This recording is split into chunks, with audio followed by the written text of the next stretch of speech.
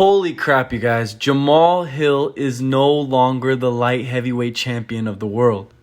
No, God! No, God, please, no! No! No! No! We're going to break all this down. What's going to happen with the light heavyweight belt? Who's fighting for it next? Guys, please drop a like, subscribe, and comment down below letting me know your thoughts. Okay, before I get started, this comes to a complete shock to everyone as last night Jamahal Hill went on his YouTube channel and announced that he has ruptured my Achilles.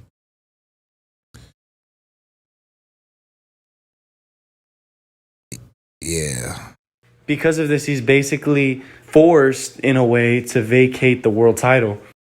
So a ruptured Achilles tendon is said by doctors that it would take the normal average person around 4 to 6 months for them to heal. So you got to imagine Jamahal would have to go through all this physical therapy, and then from 4 to 6 months from now, he would basically be able to start a training camp, which then would lead to another, 2-3 months before a fight. So you're looking at maybe potentially like 9 months to a year without fighting. And so if you guys remember, Jamal's last fight was, in January when he did beat Glover Teixeira for the belt. And this is just such a shocker to everyone. Like, I don't think anyone expected this, especially from the light heavyweight division, which has a terrible history in the last couple years. If you guys remember back last year in December, we were supposed to get Yuri Prochazka versus Glover Teixeira, the rematch from one of the fights of the year back in 2022. We were supposed to see it again for the light heavyweight belt, but crazy enough, Yuri had an injury that sidelined him for like the whole year, basically, and we're barely getting reports that he may or may not be able to compete by the end of this year. So they had to vacate that belt. And because the world title was vacant at the time, the UFC decided to put the title fight on Jan Blachowicz versus Magomed Ankalaev for that December date last year. Then, after a hard first couple of rounds, Magomed pulled through, went to the judges, and the judges robbed him broad daylight, completely robbed him of the world title, and it was it was literally a draw. So no one ended up getting the belt. So then the UFC decided later, okay, we're gonna put the world title on Glover Teixeira versus Jamahal Hill. We're gonna put it in Brazil to headline. And so that was earlier this year in January, and many people were thinking, well, this is perfect for the light heavyweight division. We have a good champion. Jamahal is one of the more exciting guys in the weight class. You still got guys in the weight class itself like Jan Blachowicz, Magomed Ankalaev, Anthony Smith, Johnny Walker's making a comeback.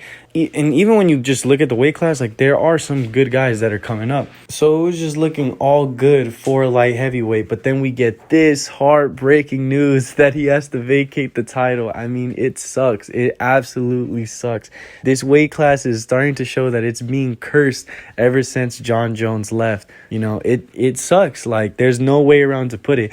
And I feel like it stings a little bit more because I have a feeling that the UFC were getting ready to announce Jamahal Hill versus Yuri Prochazka potentially for that December date.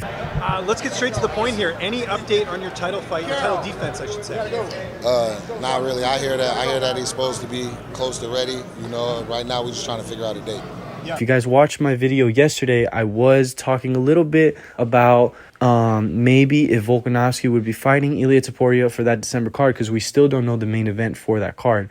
Originally, from what I heard, it was supposed to be Conor versus Chandler, but after Conor failed to meet the USADA sample dates, now it's kind of up in the air who's going to headline that card. It's also crazy to think that once you actually look at the rankings itself, I mean, like I said, you got Magomed Ankalaev, you got Jan Blachowicz. I don't even know where Alexander Rakic is. Nikita Krylov, Johnny Walker's making a comeback. Anthony Smith is there. I mean, Paul Craig basically left the weight class. And then you kind of go lower and you guys see like Dominic Reyes, Uzdemir, and to think that we still have two champions in Jamahal Hill and Yuri Prochazka, former champions that have to now make a comeback, this is terrible for the weight class. Like, this is what it didn't need right now.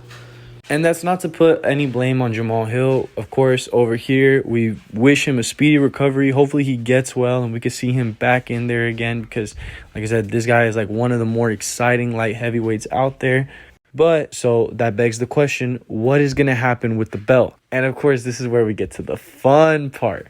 And so, of course, if you guys are not aware, UFC 291 takes place in Salt Lake City, Utah. Only 3 weeks away at this point. 2 if you really think about it. But it is coming up July 29th.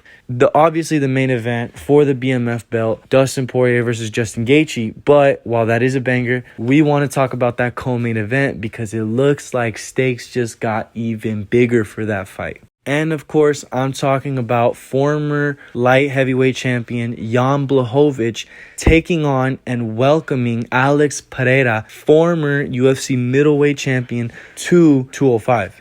This is a huge fight.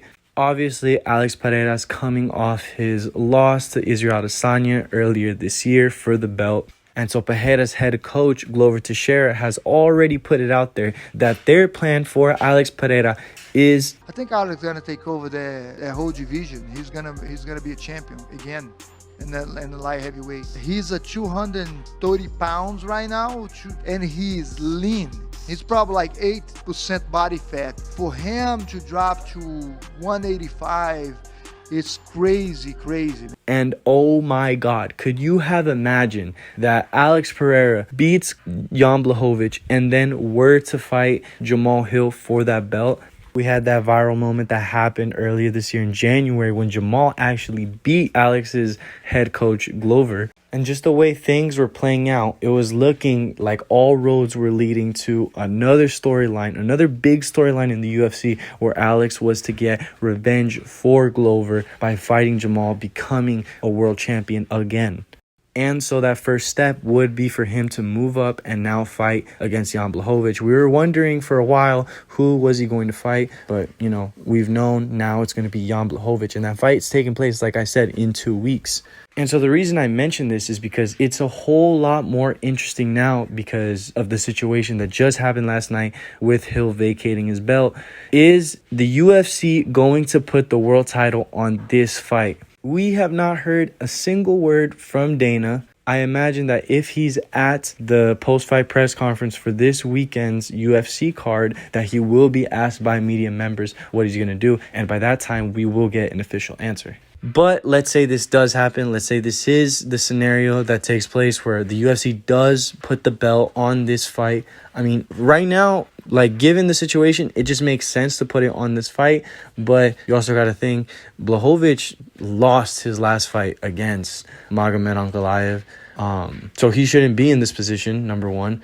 Number two, Alex Pereira is new to the weight class. So in that terms, it wouldn't make sense to put the belt on the fight. But just because of the situation, like, it makes all the perfect sense in the world to do it.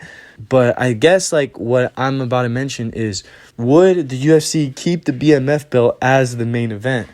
You know, obviously, the last time the BMF belt was basically up for grabs, it was with Jorge Masvidal, Nate Diaz, you know, New York. It was a whole show.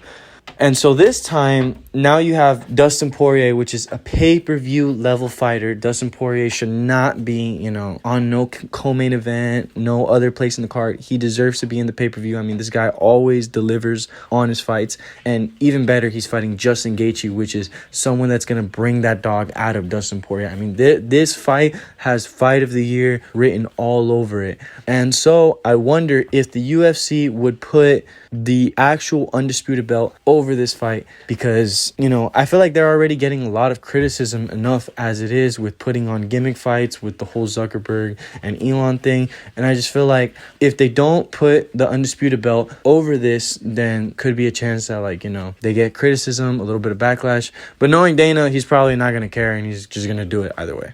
But to sum it all up and wrap up the video, you guys, we will be seeing what will be happening with the light heavyweight title in the next coming days. Any announcements, best believe we're going to cover it here on the channel, you guys. Please drop a comment, like, subscribe, share the video, and let me know your guys' thoughts. Thank you guys very much. See you later.